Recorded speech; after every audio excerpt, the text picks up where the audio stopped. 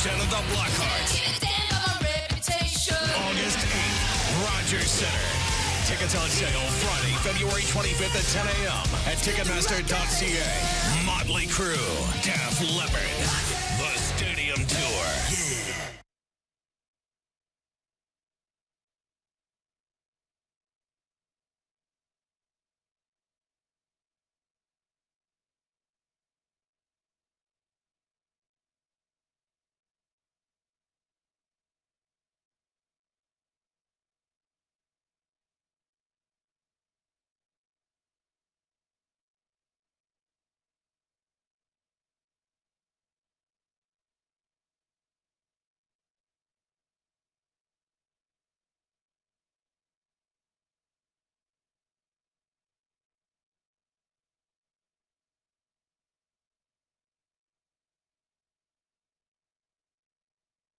My name is Aaron Waxman, and if your disability claim has been denied for any reason,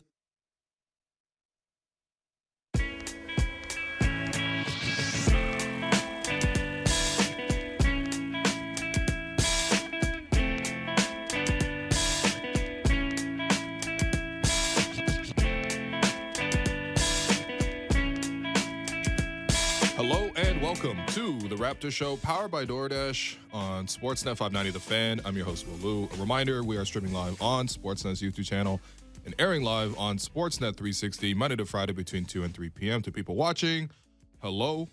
And I am joined today by the Fan Morning Show's Blake Murphy. We're not going to use the drop because it's not Tuesday, but it's not Tuesday. Let's just replicate the awkwardness that you usually feel when you hear that drop. I'll just sit here and stare at Derek a little bit. There he is. There he is. It's great. No, we couldn't do Tuesday because you were off. That's right. Big ski guy now. You did the French fry pizza, okay? I did, yeah. Is that like the universal term for? No, I don't know. I know it from South Park. I've never skied before. Oh, okay. But you French fry to go fast and then you pizza to slow down. Yeah. It was fine. I had a good time.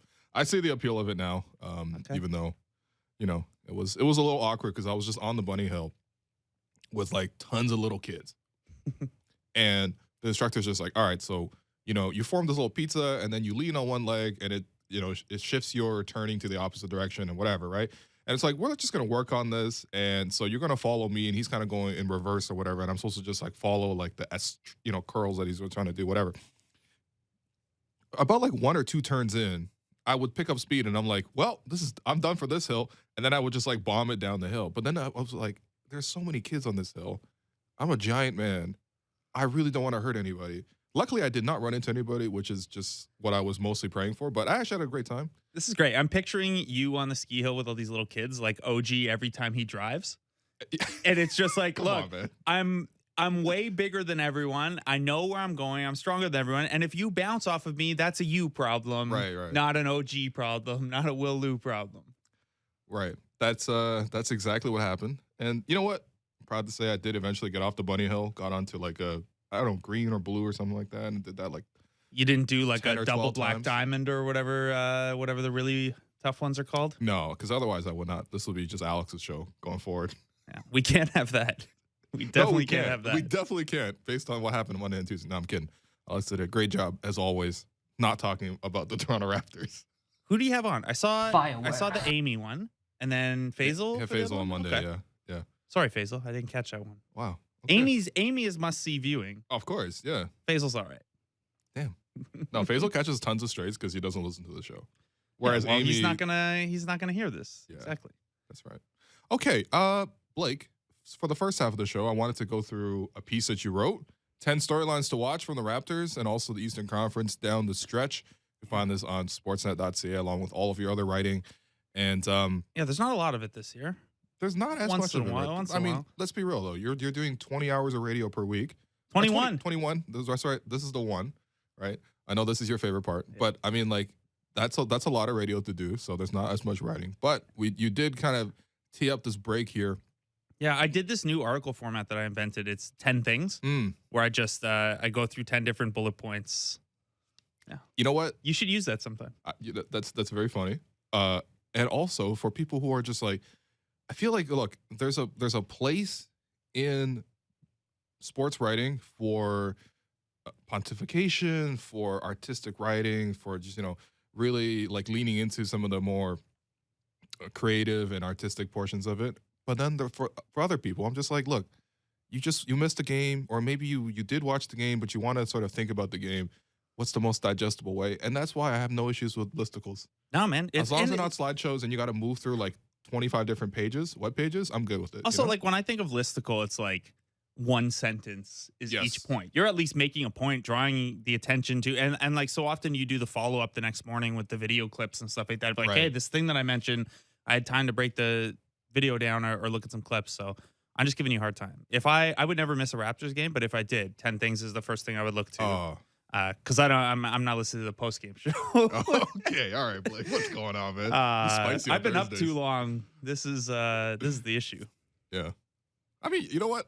Let's go there before we get to your piece. Because, look, let's be real. There's not that much Raptor content. Although we will go through your piece, the 10 storylines here, and we will all have 5 stats to watch each in the second half of the show. So there's going to be 10 items or 20 items in this entire show. But before we go into that, take me through your like daily schedule, because obviously this is a big change for you life-wise. Before, when you were covering the Raptors beat, now you're covering like pretty much every sport. I'm not even exaggerating, right? But every major North American sport.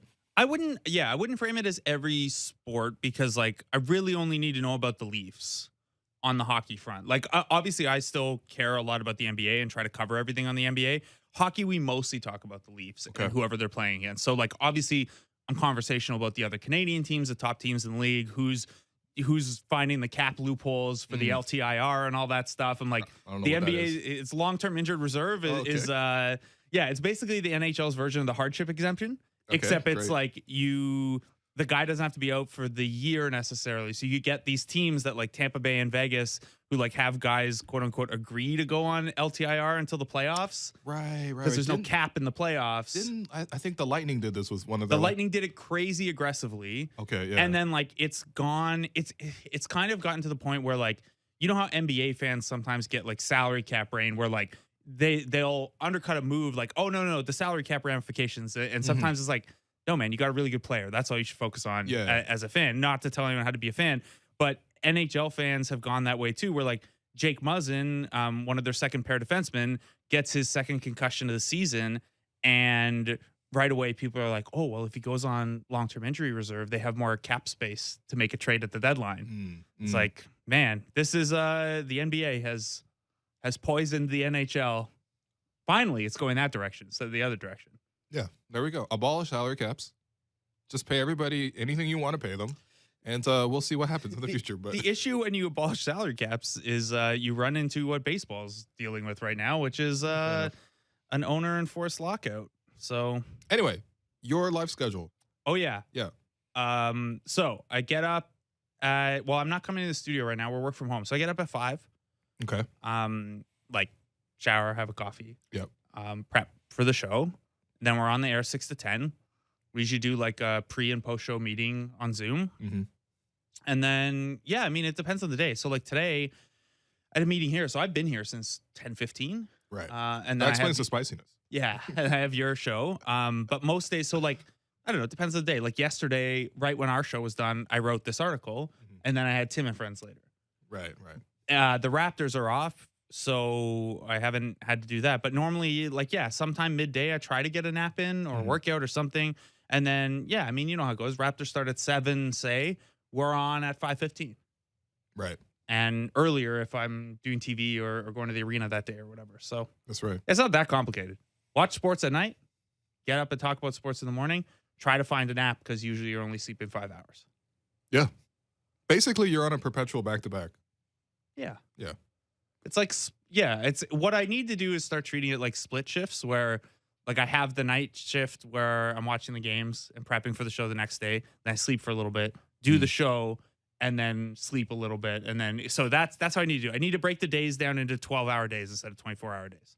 Fair enough. I'm going to spare you from hearing about my daily schedule, but I assure you it's not like this. Yeah. 1:55. Show up for your show. Complain to Blake that you're tired. Yeah.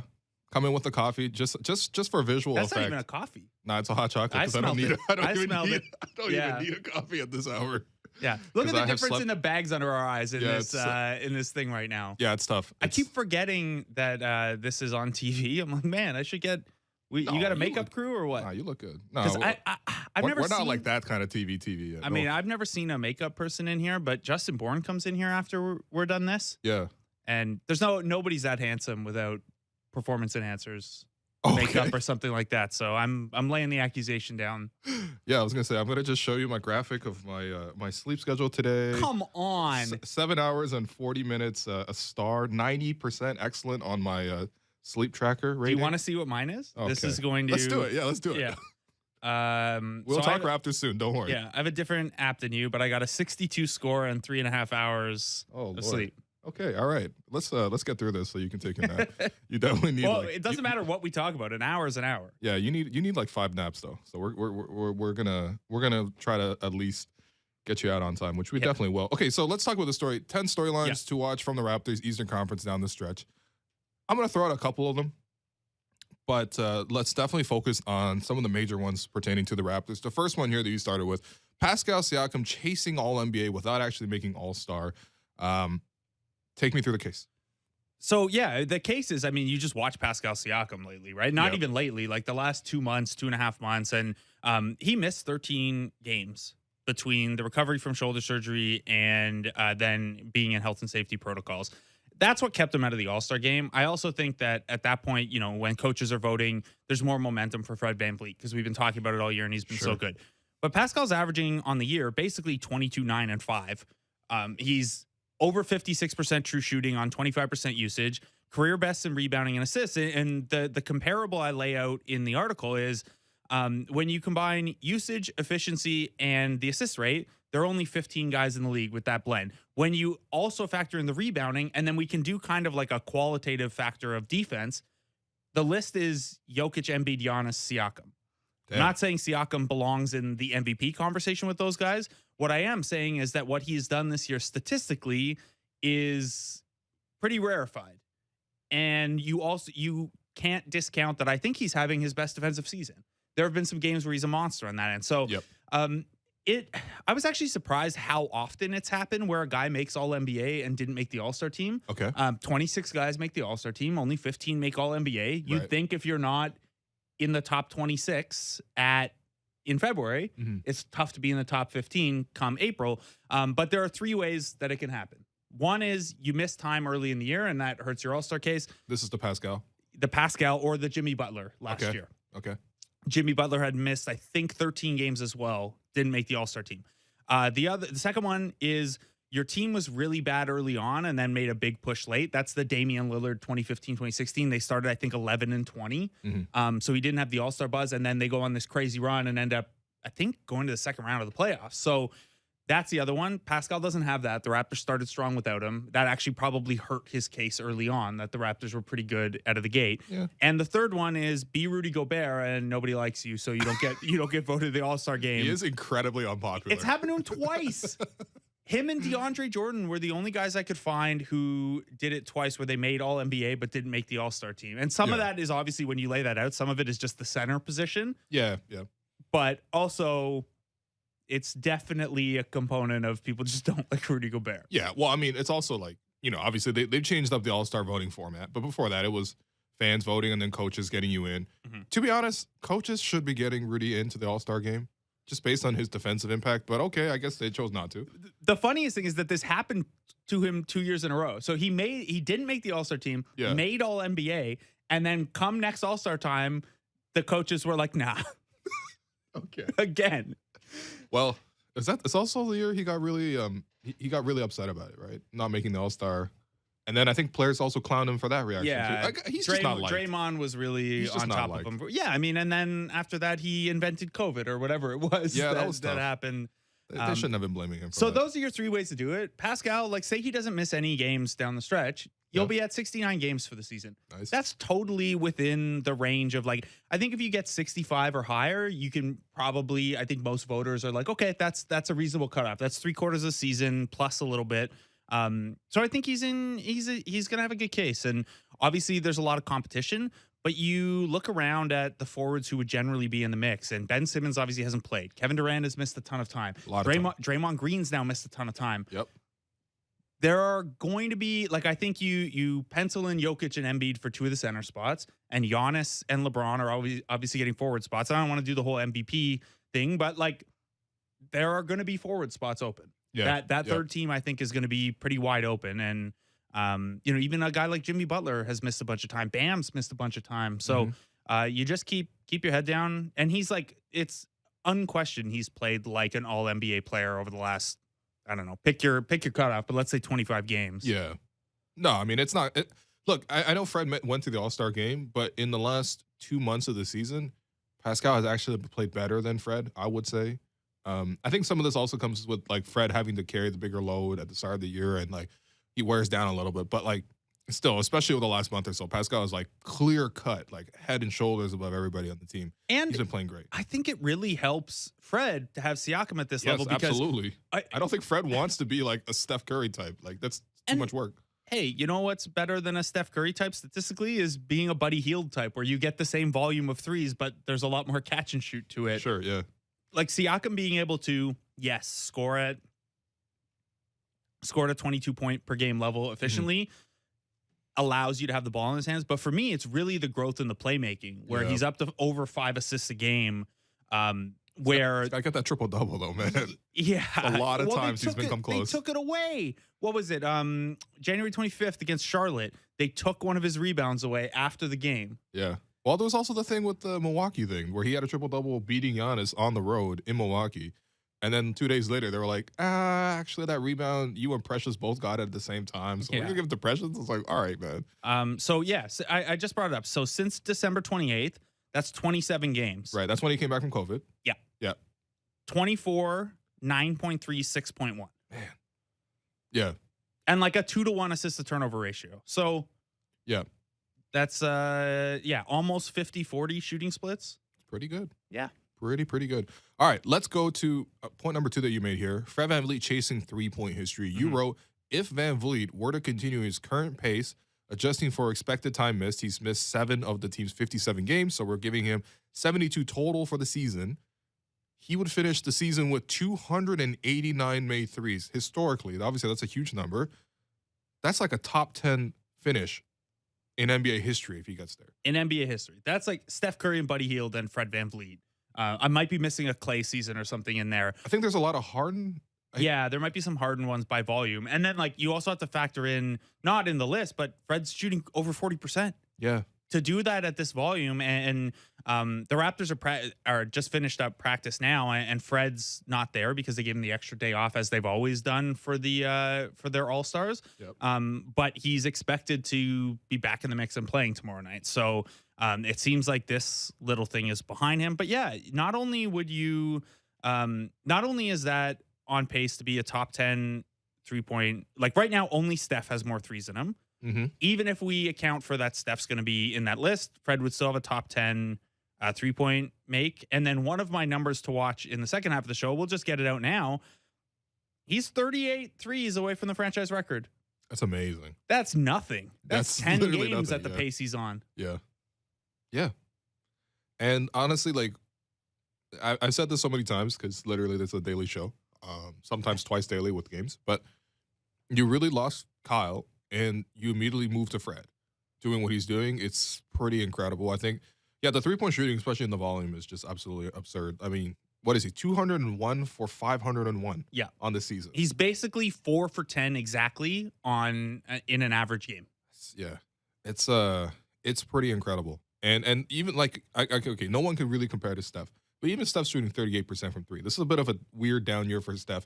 He kind of hit like a low point for like a month. A down year. He's at 253s at 38%. Yeah, I mean, the standards are quite high, but yeah. I don't know if you saw the All-Star game on Sunday. I think the cold streak is over. Yeah, you're right, actually. I think that, God bless Steph for saving that All-Star weekend, because it was tough. It was tough all the way throughout. Okay, let's go on to your trend number 3 is Nick Nurse sort of the starting lineup and sort of just tracking some changes. So we talked about on the show before how, like, the starting lineup as a 5-man combination has not actually, like, excelled by the numbers. Very average. like literally +0, I think, on the season.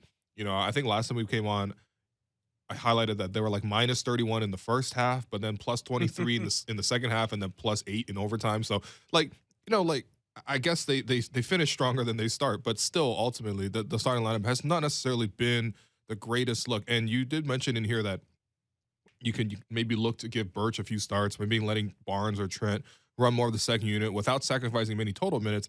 That could give a different look for Nurse to try on occasion. I mean, realistically, the numbers would probably point towards, you know, maybe spicing it up, but do you think they'll actually do that? I don't. Yeah. Nick Nurse gave it some lip service before the break, and then Fred missing the last game required them to start Kem Birch. I just think you look at their schedule coming out of the break here: Charlotte, Atlanta, Brooklyn twice, Detroit, Orlando. It's not until Cleveland on March 6th that you face a team where you're like really, really concerned about the center. Yeah. And that it's not even like you're not concerned about Jared Allen or Evan Mobley taking you down to the block. It's just they have two really good, enormous centers. Sure. So you might not even feel the need to do it in that game. And then, like, I don't know if Yak is that guy. No, he's maybe DeAndre Ayton. So you're going on a run here where, you know, March 12th is Jokic. Yes, Jokic is a game where you'd want to do that. They're just going to put OG on Jokic again. And then you have Philly on March 20th. And then, like, you got Towns late in March. Like, there just aren't that many guys left on the schedule. Yeah. Where if the season were restarting now, I'd be like, yes, you need to and probably want to mix that up a little bit. Nick Nurse has always, the entire time he's been the head coach of this team, has talked about wanting starting lineup versatility and role versatility and guys to be comfortable mixing it up. Whenever he has had his preferred starting five healthy, he's gone back to that. Every season he's had one. Yep. So I don't see, especially because we're going to come out of the break here with a 7-game stretch where you're not really worried about any interior presence like that. And as long as things go well in those games, like that wasn't a world beater of competition there. So let's say they go 4-3, 5-2. I don't think you're gonna feel the impetus to make a big change. Yeah. Also politically, just like, not saying the Nurse doesn't have free reign to like change whatever he wants, but it's gonna be a hard sell. Yeah, it's not tough. like any of the 5 guys have played so badly that they need to be benched. No, Scotty's come off the bench in college, like as recently as last year. Gary Trent was on and off the bench in Portland and came off the bench 1 game this year. But no, you don't really want to. And the other element, and I won't get too deep into this because I want to save it for one of my numbers in the second half. But like you want to see that 5-some play together a lot, right? And you want them to learn together, and you want to see what the limitations are, and if those limitations can be addressed with experience and familiarity. So this point of this season is not to maximize your net rating, every single game. It's to figure out with those 5, and then whoever might play themselves into, if it ends up a core 6 or 7 guys you're moving forward with. But those 5 guys and how they fit together and what they need to be built with is the next thing. And I don't think Kem Birch or Precious Achiuwa are a long-term solution at center. Like, both those guys are 6'9" also. Yeah. Yeah. So also, I don't know, man. I mean, like, I guess you could. I think it really just balances roles more than anything else. But like, I think that ideally you could teach one of your better players to play a role so that they play better than your role players in that role. And mostly I'm talking about Scotty, actually. Within that starting lineup context, because I think when you take him out of the starting lineup, when you take those like transitionary lineups, I think that's where you give him more freedom to like run things and be like a star level player, or at least someone who has that aspiration. The other in the starting 5 though, he's got to play screen and roll, he's got to defend, he's got to rebound, and knock down occasional catch and shoot 3. And he's probably got to defend the 5. Like I think they've settled in where that's what they're most comfortable with. Most often is him being the guy who guards the 5. It's I mean, the other case for him being the guy to go to the bench, other than that he has experience doing that and he's playing a ton of minutes, is that probably his best minutes that haven't come with Fred and Pascal have been the Precious, Boucher, Banton, Barnes, the Triple B, and then also Precious. All the B's. This team has too many guys with the B last name. Yeah. You can throw Birch in there too, but no, the Precious, Boucher, Barnes trio has been pretty effective as a kind of chaos bench unit. Yeah, I like them. I like them a lot. All right, last point we're going to get to here, the playoff / play-in and just sort of the aspirations for the team. You also mentioned that sort of like one of the nice things for the Raptors is like there's not as much pressure on them as compared to like most other teams in the East right now. I would say the only other team that's like in a similar boat is Cleveland. Yeah. Just because they've had a really nice surprise season as well. But every other team is feeling a lot of pressure. The Raptors aren't necessarily feeling a lot of pressure. And when you're talking about the playoff / play-in here, you wrote, would the Raptors be happy making the play-in game, winning, and then turning into a competitive performance in the first round of the playoffs? Probably. They'd also probably tell you that they can probably beat any of the East top teams if they were healthy and clicking. Yeah, just talk to me about that. Just in terms of the expectations for where the Raptors might end up here. So it's a big if. Obviously, are you healthy? Is everything clicking? But yes. Especially for this team too. They don't have a lot of depth at all at guard. Exactly. Yeah. But you look at who's around them in the East, and Boston, you definitely think you can beat. I know you got blown out by them twice. Mm-hmm. You also beat the brakes off of them when you didn't have many guys at the start of the season. Oh, not just that. They got booed on their home opener. Yeah. Because Scotty Barnes had like 25 and 14. Brooklyn, you've historically played tight and took them to overtime in December. Chicago, you've beaten. Cleveland, you haven't. So whatever. Detroit's not making the playoffs, so you don't have to worry about that. But that'd be the worst matchup. You go down the list and like they took 2 of 3 against Miami so far. They swept Milwaukee. We don't have to go through everyone. They split with Philadelphia, and their one loss was a close loss where they had no guys. Mm-hmm. Yeah. So I think you just go down this list, and I mean, lots of teams. Everyone beats everyone in the NBA. No one's going 82-0. The top team's going to lose 30 games or whatever.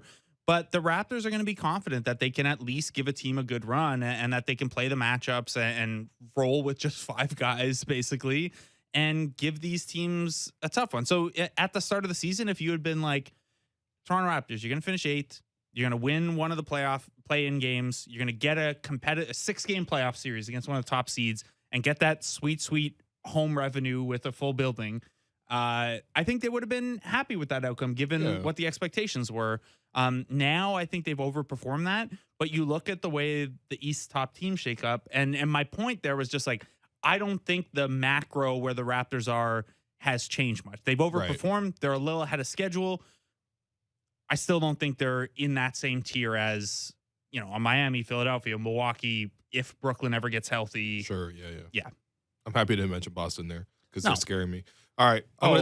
Everyone can go 8-0 against bad teams. Wow. Okay. You know what? I hope you're right, actually, because I am a little bit worried about that team. All right. We're going to take a quick break right here. I'm your host, Wolu. You've been listening to The Raptors Show, powered by DoorDash on Sportsnet 590, The Fan.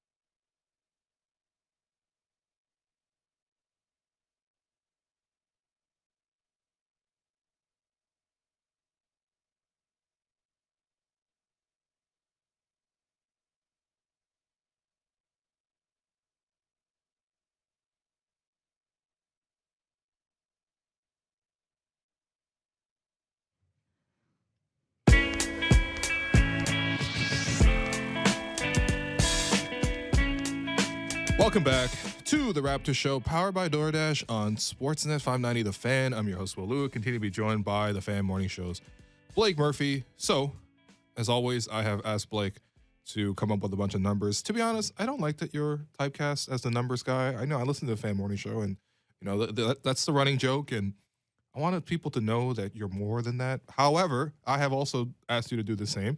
So we have each prepared 5 stats to watch in the second half of the season here, or just trends to sort of follow here, because the Raptors obviously aren't playing, and hopefully they will. We'll have a lot more to talk about next week in terms of like their game-to-game performance. Also, it's audio medium, so numbers are a little easier than if you were like, Blake, could you bring 5 clips? Sure, yeah. To highlight the second half. Which, hey, you're big that. time. You're on TV now. Well, I was going to say. But the people on the radio or the podcast can't. Well, I was going to say this is a perfect opportunity to plug the fast breakdown. Yeah, I haven't done one of those in a little while. All right, well, it seems like you have a lot of time based on the schedule that we outlined in the first half. So, stop slacking, Blake, and get on that. Okay, so let's go through our 5 stats. I'm going to start here. My first stat is Fred VanVleet is the 6th most double-team player in the NBA. This was a stat that I came across on something called NBA courtoptics.nba.com. Yes, that's sweet NBA.com proprietary data that they only release the top 20 for. Yeah. And not the whole list. Right, which is a little bit of annoying, but I was looking at this list, and actually I got to shout out Real GM. Actually, this is where I first found this. Siakam's top 22, right? He is top 20 as well. These are actually my top 2 stats. We'll probably just put them out here together. So Fred is the 6th most double team player in the NBA. Pascal Siakam is 13th in the number of double teams he sees per game. Fred on a just per game sees 15.3 double teams per game, and Pascal sees 13.8. Right, to put some context there. Luka's number 1 in the NBA, 18.2. James Harden, 17.3. John Morant, 17.2. Shea at 17.0. And then Giannis at 16.0. So, another way to put this is both of these guys get double team more than LeBron, according to this statistic here. And this is tracking. Like, this is not just like somebody goes through and counts, I guess. Like, there's like actual cameras, track positioning. So both Pascal and Fred see more double teams than LeBron. And I think having both of them up there, like another way to frame this is there are 28 plays a game where the Raptors are playing 4-on-3 somewhere on the court. And yet their half-court offense somehow not good. Wow. Well, here's why. Like, I'm assuming that the way those things get tracked is tracked is a double team is credited if if it's a good hedge in the pick and roll, right? Or even a full off trap. Basically, if you're handling a pick and roll to where the point guard has to get off the ball or reset or forward in Siakam's case. So my guess would be that this is a symptom of the Raptors not having great screeners and not having great roll threats. And I would love, obviously we don't have the access to all this data and certainly to get even more granular with it.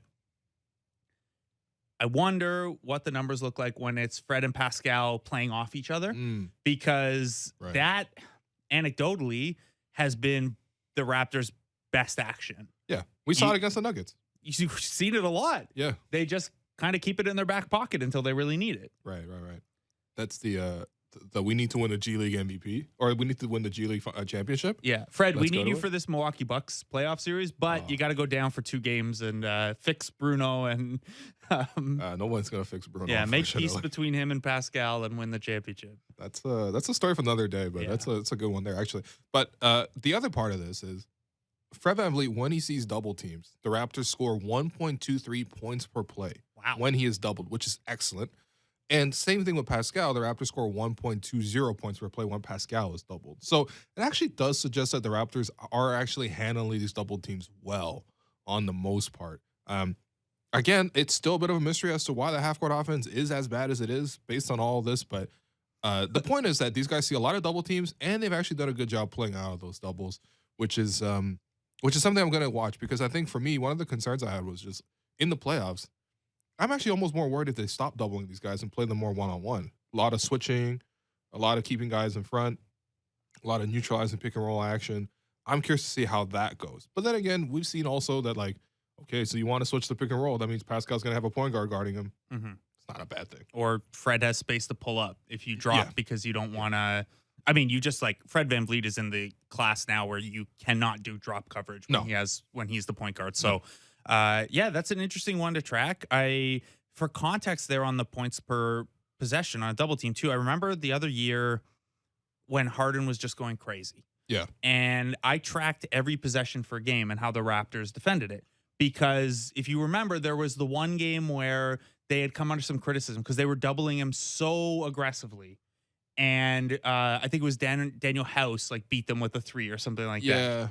Yeah. Ben McLemore. There you go. He was yeah, I remember that game. Yeah. So there was another game that same season where I tracked every possession, and basically the Raptors the data suggested the Raptors did a good job in those double team scenarios. The numbers were not as robust as those Van Vliet Siakam ones. So if you think back to how frustrated you were watching the Raptors over double Harden and have teammates beat them, well, the Raptors are being even more effective when Fred or Pascal get double teamed. Yeah, fair enough. All right, so I've given 2 stats. There you go. Give me you get the next 2. Okay, so I'm going to give you 2 quick ones that we touched on in the first half. The first one is 38. That's the number of threes Fred VanVleet needs to break Kyle's franchise record. Yeah. Which I think is a very cool thing. And yeah, I wish the schedule were going to work out better where he could do it against Kyle, because that would be the most Kyle thing, is holding off on threes so you can do it against the rival or something like that. So yeah, that's one. The other one is, and again, we kind of touched on this in the first half, is 299. And that is the number of minutes that the core 5 players have played together. Feels like that starting lineup's been set for a while now, but it hasn't. Guys keep missing games and coming in and out. And 299 minutes is a large sample in the sense that the Raptors have no good lineup sample this year because they've dealt with so much in and out. But it's not a lot of sample in the big picture of hey, can this work? What's the utility here? They have a net rating of exactly 0 in those 299 minutes. That is probably the stat I'm most interested in seeing. Where does that end at the end of the season? If that's at 450 minutes and it's suddenly nudged up to +3 or +4, I'm going to be pretty encouraged by the growth that group is showing together. If we're at 450 minutes and it's still kicking around 0 and the Raptors are still performing well, what that's telling you is that it's not that starting unit driving it, and it's more the transitional units, and you're maybe better off moving to that core 5 as a matchup look or a closing lineup rather than a 16, 18-minute game lineup. Is there a specific matchup you like that lineup against? If it is a matchup look, is there a specific lineup that you like to use that against, or one that you would like to shield that lineup against? Definitely the shield side is when you face those bigger centers, right? Like Embiid and Jokic is a tough one. That's basically it. I mean, not it in terms of there's no other good centers in the NBA, but those are the 2 I would say fly zones. The other instance might be a team that has a really strong bench backcourt, because your second unit is so limited for guard play. The way that the rotation shakes out from that starting 5. But that's more about what your bench lineup looks like than what the starting 5 looks like. Your point about Fred and Pascal getting double teamed so much. CJ Marchesani had this great data come out recently where he tried to quantify player gravity and player spacing. And spacing is how much the teams have to pay attention to you off the ball because of your 3-point effectiveness and 3-point volume. And gravity is when you have the ball, how much the teams pay attention to you. And his gravity stat both had Fred and Pascal both in higher than the 90th percentile. Yeah. Which the stat you cited would back up. And then Fred and Gary both 90th percentile or higher in terms of spacing. So you can see how the component parts would line up. You just maybe need to find, what is the optimized usage of OG and Scotty around those other 3. Right. Offensively, anyway. I think that unit's going to be fine defensively. Yeah, for sure. You got something on the offense for me? Is that where you're going next? Well, kind of. Yeah, I guess I do. Yeah. So my third stat to watch here out of the 5 from me, and you're gonna have 3 more as well, is that Gary Trent Jr. is 5th in the league in points per isolation at 1.10, topped by only Steph Curry at number 1, Donovan Mitchell, DeMar DeRozan, and Drew Holiday. Drew Holiday surprised me a little bit, but clearly Drew Holiday is an all-star. He can play. Should have been all-star over Chris Middleton, but whatever. And it goes without saying that Gary Trent Jr., that mark is tops on the Raptors. And actually, I was looking at the Raptors in particular. So second in terms of points per isolation is Scotty Barnes at 0.91. So that's already a huge drop from 1.10. These are small samples. I'm talking about 70 isolation plays for Gary Trent Jr. that he scored. I feel like that's a lot for a guy with kicking around 20% usage rate. I agree, because even a guy like Steph, the Warriors purposely don't play a lot of ISO. Yeah. But even Stats only got like 90 some odd. Yeah, like that's like possession. 1.5 ISOs per game for Gary. Yeah, fair enough. I mean, a little less than that, but still. Yeah. Well, you know what? You're right, actually. So not to even diminish this, but I'm just saying, ultimately, 70 is still 70. It's not that many possessions. But 1.10 for Gary, 0.91 for Scotty, 0.87 for Pascal, 0.78 for Fred, and 0.66 for OG. So basically, if you were going to run an ISO for anybody on the team, obviously we got to count for mismatches, things like that, but Gary's probably the guy you should run it for, which does kind of beg the question a little bit. In these sort of like crunch time scenarios, when you get really, really tight and you got to get one shot, I know generally what they're going to run is Pascal and Fred running pick and roll. Maybe Fred handles and Fred screens, or Fred handles and Pascal screens, or Pascal handles and Fred screens, whatever. I'm sure they have lots of combinations here. That's ultimately the play I would choose. But if you're just talking about like a tie game situation, you got to drain the clock and you got to get one shot off from the perimeter and try to attack.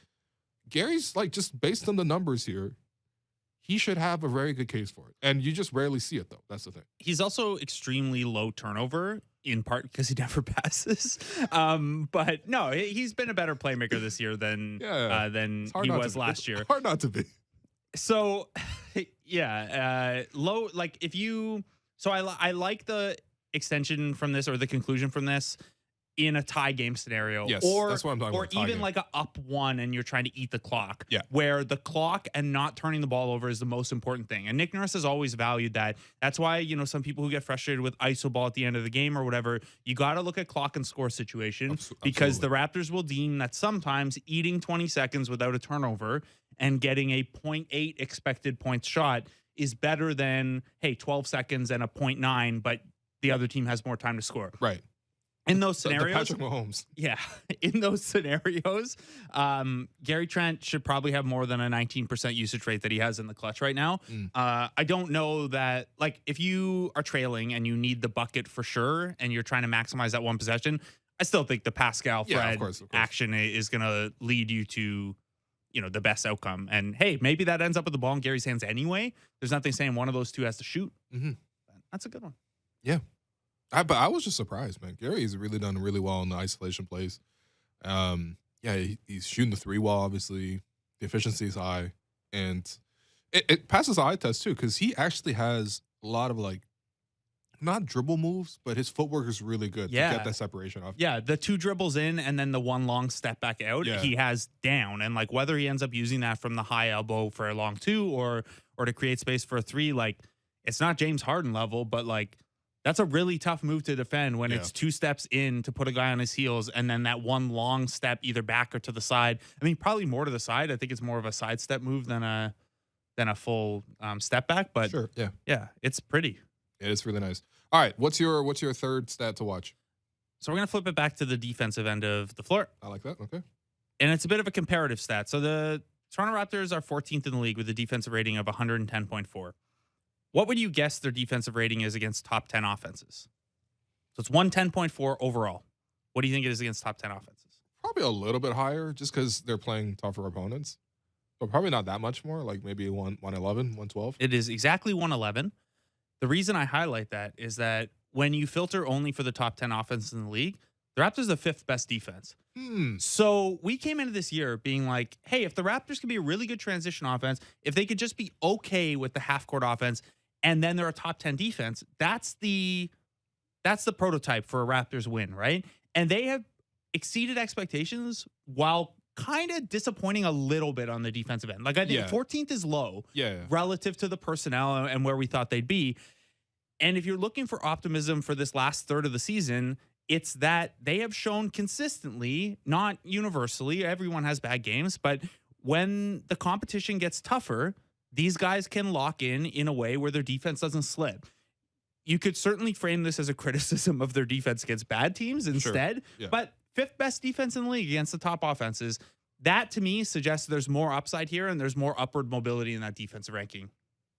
That's a very, very good discovery. And makes me feel a lot better about their chances in the playoffs. I mean, look, we've seen them guard effectively Miami with the last stretch here. Like even just taking away from the numbers and just taking away like the actual performance. Yeah, the last what was it, 20 minutes of that game, the 3 overtimes, the last 5 minutes of the fourth quarter, they gave up 0.8 points per possession. And that feels high, to be honest. Like because they were stopping everything they were doing. And the dirty secret about that is, well, the game went to 3 overtimes because that's also all they were scoring. It is what it is. They were playing 50 some odd minutes in that game. I can kind of excuse that a little bit. But no, seriously though, we've seen them do that.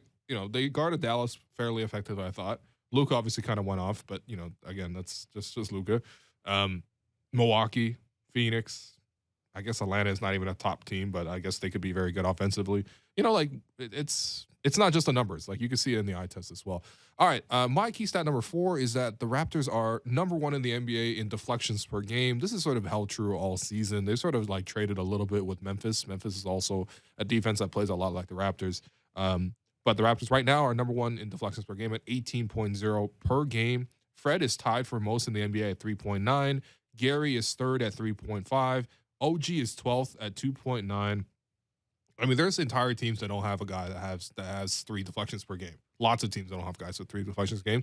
The Raptors specifically have 3 guys that are doing that for you. And I think when the Raptors look at their very best, it's when their defense really locks in like that, get out in transition and play. And that's the whole idea. They're also like very close to tops in the NBA in transition scoring. And also number 1 in forced turnovers. Yeah. So very related to the deflections. Those deflections aren't just, I mean, they're great for eating up the clock and frustrating another team and putting them in bad shooting situations. Yeah. But you're forcing turnovers more than anyone else. And we talk about their transition game. Like, look, I just outlined how they're 14th in defense, and they've been even better than that ranking-wise against top offenses. They're not doing it by not sending opponents to the free throw line and cleaning up their own glass. Like, those remain major problem issues. But this is how you do it, right? Yeah. No, this is like as close as we can say the hallmark of a Nick Nurse defense. This and also probably a box and one and other various zones, which I love how they're like holding cards on the sideline and sometimes trying to communicate. Otherwise, you'll just see Nick Nurse on the sideline holding up 2 with one finger or one hand and then 3 with the other hand. I'm like, I think I know what they're going to do there. I like that it's so complicated with the screen. So when there's a free throw and guys have time to look to the bench, it's the hold up the card. And then like if it's live, like this is the call for chin. It's like, okay, we're gonna just gotta put a finger on the chin. It's like I imagine a back catcher and a pitcher like going through their signs, and like a guy's on second base and you want to disguise a curveball, and the sign has like a whole bunch of different iterations, but then fastball they just put the number one, give him the old number 1, just throw it right down. Yeah. Well, look, man, I love that Nick is willing to innovate in these ways. It's creative. We haven't seen like visual play calls in the NBA before. No, we've seen it in college football. Where I've seen it the most, but why not? Why not? It beats yelling. I do appreciate that one assistant coach's job is just to bring a giant, like it's essentially like a food delivery bag. Mm-hmm. You've seen the couriers that have those giant bags. I believe it's Eric Curry who. Yeah. Okay. So Eric just has to come into the game with that giant bag and then pull out like individual cards. And like, does he have to also glue them together? Is it like an art project? Because it reminds me a lot of an art project. Like as a kid, you always had to go to the store to get like those like Bristol board and Bristol stuff. Board. Yeah, basically that's. So I can't imagine they made an assistant coach do it. I kind of think the Wayne and Teresa Embry fellows. Oh, you're making the interns do it? Come on. I think that is probably, hey, day 1, we're gonna ease you in with arts and crafts. You got to put CC Sabathia on an old pizza box lid. All right, let's. My turn or your turn? It's your turn. This turn. We got 3 more to do. My cursor is gone. Okay. This is very related to what I just said. Okay. About the defense being so good against top teams. Raptors are only 11-8 against the bottom 10 teams in the league with only a plus 1.6 net rating. This is Dwayne Casey's doing. That's 23rd. And that's fine. Like over the course of 82 games, whatever. As long as you're playing the good teams well, that is what's more important for, hey, can this team hang in the playoffs? Like you would rather have this breakup than the same 32-25 record where they're beating up on all the bad teams and losing every good team. I would take this over that. The reason I highlight it is the East playoff race is very tight. And I don't think the Raptors are at much risk of falling out. Yeah. But the 6th seed is going to be hard to get if you want to avoid the play-in altogether. And if you land in the play-in, you absolutely want to host that game. Yes. Especially with, like, I can only imagine once fans are back in that arena how good the atmosphere is going to be at these games down the stretch. So are you worried it's going to be a game 1? No. Doesn't, because it's also, we have to go back to 2015, 2016, where every game's a game 7. It's like, all right, we're treating game 4 like a game 7. We're treating game 5 like a game 7. They're all game 7. So stressful and so good at the same time. So that's what I'm looking for is, like, if you want to host that playing game or you want to avoid the playing game altogether, you're going to have to take care of the bad teams on your schedule. And it sucks. Like, you don't, it's totally natural to play down to an opponent like that, especially with these guys who are playing such crazy minutes. Yep. And they relax a little bit. It's natural. Playing so well against the top teams in the league. So, but you gotta take advantage of that. Okay. March 3rd or whatever, when they play the Pistons, must win for multiple reasons. All right, last stat here from me. So the Raptors are averaging 1.11 points per play after a timeout. That's not actually that high based on just league average. It's 11th in the league. Okay, that's good though. The reason it's good is because in a just the overall half court numbers per cleaning the glass, they're at 91.2 points per 100. Yeah. Points per 100. So you basically 0.91 versus 1.11 points per play after a timeout, which suggests to me Nick is drawing some pretty damn good plays, and the players obviously executing. But that's a pretty good stat. It's a good signifier of Nick's coaching. All right, last thing, we have 1 minute here. What's your last stat? Quick follow on yours is that the Raptors are only scoring 0.89 points per possession against the zone. So it gets even worse in the half court if they get zoned up. I'd expect to see that a little bit more down the stretch. Obviously, the Fred and Gary element, when those two guys are on the floor, it's hard, but especially against the bench. My last one here, we're just going to... I don't want to be negative. I think Scotty Barnes has had a great rookie season so far. But the second step for any rookie, especially coming out of a break like this, when the fatigue stuff is behind you, hopefully, turn the good play that you've had individually into team-level success. So the stat here is Scotty Barnes is 28th percentile in the league per cleaning glass in terms of on-off impact. He has shaky net ratings. When you break it down into player pairs, he has shaky net ratings with most guys who aren't Boucher and Achua. So this is not a Scotty thing. I think this is more of the 5-man unit and the core 4 plus whoever the 5th is. Like, I don't think this is a Scotty Barnes thing, but it's something I want to watch because by the end of the season, if you're charting his growth from the start of the year, you would like him to start impacting winning a little bit more. Right. Well, Blake. Also, Justin Champagny has a chance at setting the record for highest offensive rebounding rate for someone 6'6" or under. I was going to say, I think he still has twice as many offensive as defensive rebounds. But that does it for us today. I'm your host, Wolu, and you've been listening to The Raptors Show, powered by DoorDash on Sportsnet 590 The Fan. Make sure you find The Raptors Show wherever you listen to podcasts and subscribe. And please rate and review our show. A reminder, we are streaming live on Sportsnet's YouTube channel and on Sportsnet 360, Monday to Friday between 2 and 3 p.m. Thanks again to our guest, Blake Murphy, to our board producer, Derek Bandale, and Jennifer Rolnick for helping us behind the scenes with the YouTube stream. I will talk to you soon.